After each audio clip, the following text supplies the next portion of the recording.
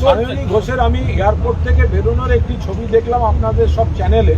তাতে আমার দেখে মনে হচ্ছিল যে আপনারা বোধহয় করোনার সময়ের ছবি আপনারা দেখাচ্ছেন, কারণ মুখ টুক ঢাকা, মানে করোনার সময় আমরা যেসব আপনারা আগে চেক করুন ওটা আজকের ছবি কি ছবি না। হঠাৎ এত তাহলে উনি এত মুখ ঢাকতে যাবেন কেন? উনি এমন কি করেছেন যে মুখ ঢেকে চলাফেরা করবেন? আপনারা চেক করুন যে আজকের ছবি কিনা, কারণ এ তো পুরো করোনার সময়ের ছবি। এয়ারপোর্ট থেকে বেরোচ্ছেন যে মুখ ঢাকা, সে একটা ভয়ঙ্কর একটা গোপন গোপন গোপন গোপন ভাব। হয় তিনি দলে আছেন, নইলে তিনি একটা ভয়ঙ্কর বিপ্লবী। দুটোর মাঝখানে তো কিছু নেই, কিন্তু তার জন্য মুখটা ঢাকতে হবে কেন? আপনারা আরেকবার চেক করুন ওটা সত্যিই সায়নী ঘোষ। কিন্তু যারা বলছেন যে ওনাকে তো গত কয়েক বছর ধরে তো পাওয়াই যেত না, বেশ করেছেন যারা বলেছেন।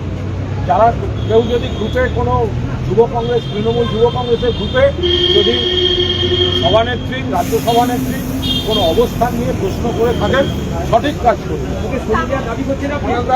আমি দাবি করার কেউ নই। আমি বারবার বলছি যে কোনো দল, এত বড় দল, কোথাও ভুল হতে পারে, কিন্তু ভুলের রিপিটেশন হতে থাকলে সেটা যে কর্মীরা পুরোদস্ত দলের উপর আস্থা রাখছে, মমতা বন্দ্যোপাধ্যায় অন্তঃপ্রাণ, তাদেরও একটা দুঃখ পাওয়া বা বিরক্তি, একদম এই গ্ল্যামার ধরে এনে নৈবেদ্যের নাড়ুর মতো মাথায় বসিয়ে দিতে হবে। আর যারা সংগঠনটা প্র্যাকটিক্যালি গ্রাউন্ডে করেন, তখন তারা তাকে ফোনেও পাবেন না। তো সেই সব জায়গায় যদি তারা কেউ জানতে চান যে আমরা এত রকম মিডিয়ায় খবর দেখছি, তাহলে আমাদের সভানেত্রী স্পষ্ট জানিয়ে দিন। হয় বলবেন আমি সভানেত্রী, দুর্দিনে কর্মীদের পাশে থেকে লড়ছি আছি, যা লড়ছে সব ভুল, অথবা বলবেন যে আমি একটা ভয়ঙ্কর বিপ্লব করেছি। যে অবস্থানটা তো তারা চাইতে পারেন। এখন দলের লিডারশিপকে তো পাশে দরকার। তো কজনকে শাখা সংগঠনের প্রধান, তাকে তো যুব সংগঠনের কর্মীরা খুঁজতেই পারেন। যদি তারা তার অবস্থান জানতে চেয়ে থাকেন, ঠিক কাজ করেছেন, বেশ করেছেন। একটা বিষয় যেটা হচ্ছে যে অবস্থান জানতে কি আপনি সাপোর্ট করতে, কিন্তু লাস্ট ওয়ার্কিং কমিটিতেও তাকে কেন কোন পারফরমেন্স? কিন্তু আবার বলছি, দল অনেক ভুল লোক বারবার বেঁচেছে। আমি তো পোস্ট করে বলেছি, কারণ খারাপ লাগলে লাগবে, না লাগলে না লাগবে। যে কোনো দলে ভুল হতে পারে, কিন্তু ভুলের রিপিটেশন হতে থাকলে যে কর্মীরা মমতা বন্দ্যোপাধ্যায়ের আন্দোলনের প্রতি, তৃণমূল কংগ্রেসের প্রতি পুরনো আস্থা রেখে এত ব্যক্তি স্বার্থে যে বিশ্বাসঘাতকতা চলছে, সেগুলোর বাইরে গিয়ে যারা দলটাকে এবং মমতাদিকে আঁকড়ে যাদের রাজনীতিটা রাখতে চায়, ভুলের পর ভুল যদি হতে থাকে, তাহলে তাদের মধ্যেও একটা বিরক্তি কাজ করে। মালা রায়, মানে মমতা বন্দ্যোপাধ্যায় যে আসল থেকে দীর্ঘদিন সাংসদ ছিলেন, সেখানকার সাংসদ, তিনিও বিপ্লবী, মানে আপনাদের বিদ্রোহী। মালা রায় সর্বশেষ আমি বলতে পারবো না, মালাদিকে শ্রদ্ধা করি, দীর্ঘদিন পরিচিত, কিন্তু মালা রায় তিনি অসুস্থ, তারপরেও দল তাকে সময় দিয়ে, সুযোগ দিয়ে দক্ষিণ কলকাতার আবার সাংসদ করেছে। মালাদির পায়ে যথেষ্ট ব্যথা, হাঁটুতে যথেষ্ট অসুবিধা, এবং তারপরে কলকাতা কর্পোরেশনের তিনি চেয়ারপারসন, দক্ষিণ কলকাতার সাংসদ, চেয়ারপারসন। এখন তাদেরও যদি মনে হয় যে আমাদের এখন শিবির বদল করতে হবে, সেটা অত্যন্ত দুঃখের। পদ আছে তৃণমূল কংগ্রেসের, যাদের যত বেশি পদ আছে তারাই দল ছাড়ছেন, তারাই নতুন তৃণমূল করছেন। যাদের কোনো পদ নেই, কারো বিধায়ক পদ রয়েছে আর বাকি কোনো পদ নেই, তারাই এখন তৃণমূল কংগ্রেসের এই করাচিতে ব্যর্থ। তৃণমূল কংগ্রেসের মমতা বন্দ্যোপাধ্যায়ের আসল সম্পদ হচ্ছেন কর্মীরা, আর যে সৈনিকরা সঙ্গে থেকে যাচ্ছে।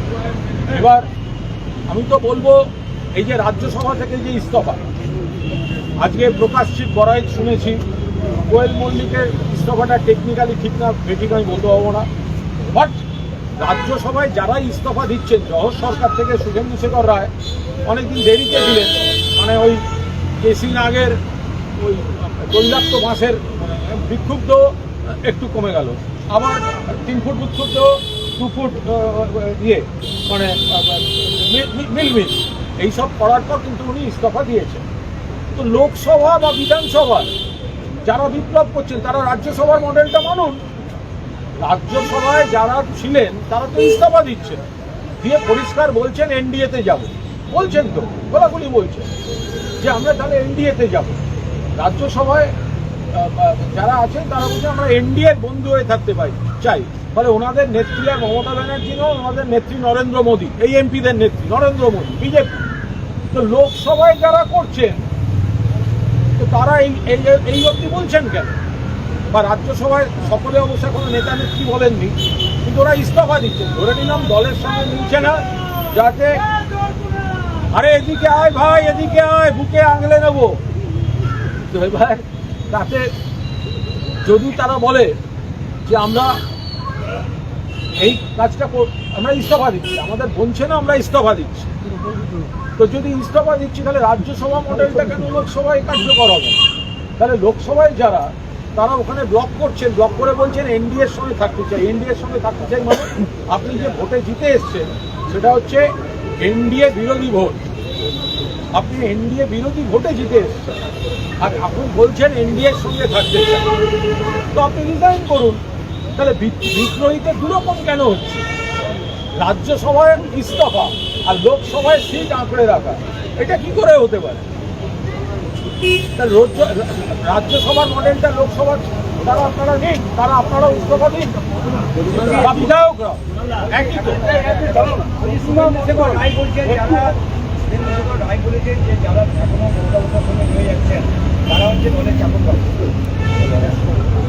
দেখুন, শুভেন্দু শেখর রায় বয়স্ক বলে ওনাকে একটা লেভেল অবধি গিয়ে ছেড়ে দেবো, এটা তো ঠিক নয়। শুভেন্দু শেখর রায়কে শ্রদ্ধা করি, ওনাকে বলে দিন আজকে যে কথাগুলো বলছেন সেই কথাগুলো তো চর্চিত, সত্যি মিথ্যে এগুলো তো অন্য কথা, অনেক আগে থেকে।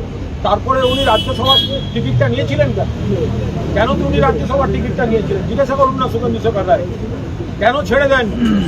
আজকে কেন এসে ছাড়ছেন বিধানসভায় তৃণমূল ক্ষমতাচ্যুত হওয়ার পর? ফলে বড় বড় কথা যখন বলছেন আপনি। আরো ভালো ভালো খবর দেখতে সাবস্ক্রাইব করুন বাংলা হান্টের ইউটিউব চ্যানেল। বাংলা হান্টের আরো খবর দেখতে নজর রাখুন। বাংলা খবর মানেই বাংলা হান্ট।